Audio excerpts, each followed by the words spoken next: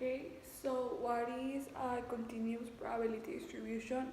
It's the probability that the continuous random variable x will assume a value between two possible values, and the variable is equal to the area under the density curve between the values xa and xab, just like this picture.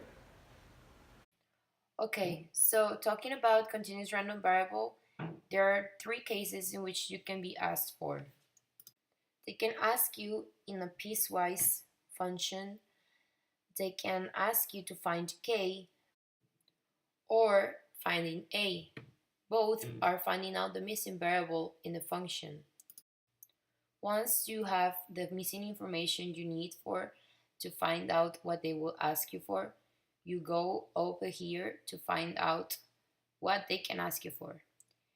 They can ask you for probability, they can ask you for expected value, for a variance, standard variation, and these are the formulas that you will need.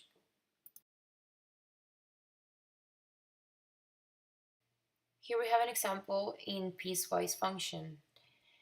For this, to find the probability with a piecewise function, you need this formula.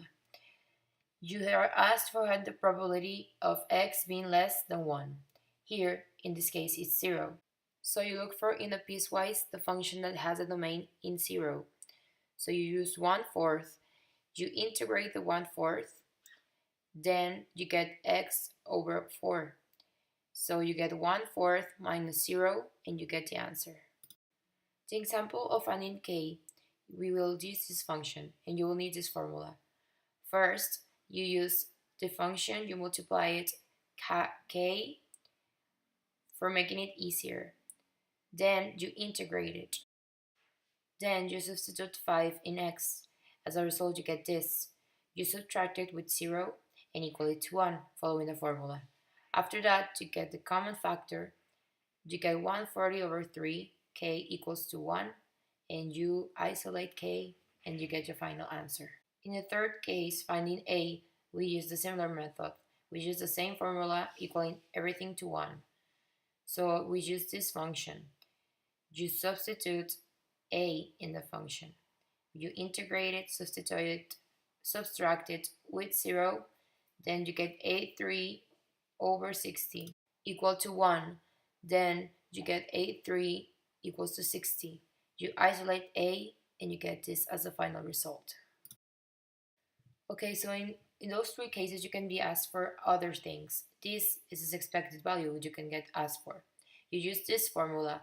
We will use the same function as before. You literally just follow the formula. You have to integrate after following the formula, multiplying x, substitute, and you get this as a final result. Using the same function as before, we will ask for variance. You use this formula and you follow this domain. So you multiply x to the second power this time. After that, you integrate as before. You get x5 to the over 100. You substitute the 5 and you get this, but you're not finished. You need to subtract what you got before of the expected value. In this case is 2.92 to the second power and you get your answer. And the last thing that they can ask you is for standard deviation. We will use the results of the last function and we use this formula.